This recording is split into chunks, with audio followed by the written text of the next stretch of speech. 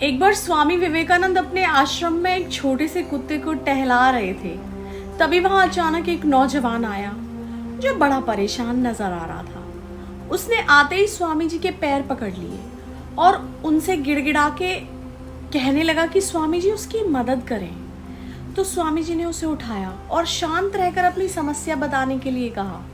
युवक बोला, स्वामी जी मैं काफ़ी पढ़ा लिखा हूँ और मेहनती भी हूँ, लेकिन फिर भी मैं आज तक अपने किसी काम से उतनी सफलता नहीं प्राप्त कर पाया जिसका कि मैं हकदार हूँ। स्वामी जी उसकी सारी बात गौर से सुनने के बाद स्वामी जी ने उससे कहा कि मैं तुम्हारी समस्या का हल ज़रूर बताऊंगा, लेकिन इससे पहले तुम्हें मेरा एक काम करना पड़ेगा। तुम्हें इस कुत्ते को थोड़ी दूरी तक टहलने के लिए ले जाना पड़ेगा। युवक को स्वामी जी की शर्त बड़ी अजीब लगी। फिर उसने सोचा कि चलो स्वामी जी की शर्त मान लेते हैं, क्या ही फर्क पड़ता है। उसके बाद कम से कम स्वामी जी अपनी मेरी समस्या का हल तो बता देंगे। युवक ने स्वामी जी के पास से कुत्ता लिया और उसे टहलने के लिए ले गया। तकरीबन 30 मिनट के बाद जब युवक कुत्ते के साथ लौट कर आया तब स्वामी जी उसी की तरफ देख रहे थे। स्वामी जी ने युवक से पूछा, तुम दोनों यानी कि कुत्ता और वह युवक एक साथ गए थे, फिर तुम इतने शांत और ये कुत्ता इतना थका हुआ हांफता हुआ क्यों है? युवक ने स्वामी जी के सवाल का उत्तर देते हुए कहा कि आपका ये कुत्ता बड़ा ही चंचल और शरारती है गुरुजी।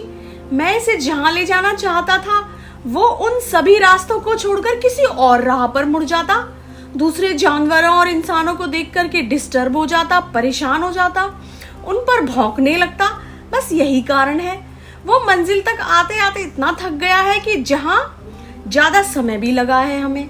युवक की बात सुनकर स्वामी जी उसकी तरफ देखकर मुस्कुराने लगे और बोले, तुम्हें तुम्हारे सभी सवालों का जवाब अभी तुमने जो कहा उससे मिल ही जाएगा। युवक को भी स्वामी जी की बात समझ में आ गई और उसे रियलाइज हो गया कि वह इसी कुत्ते की तरह अपने लक्ष्य पर ज्यादा फोकस नहीं करके दूसरे लोगों को के पीछे दौड़ रहा है, फालतू चीजों में अपना समय बर्बाद कर रहा था। उसने स्वामी जी से वादा किया कि अब वह अपने लक्ष्य पर अच्छे से फोकस करेगा और जल्द से जल्द अच्छे परिणाम पाएगा। दोस्तों, कहीं आप भी तो इस युवक की तरह अपने लक्ष्य से भटक तो नहीं रहे हैं ना?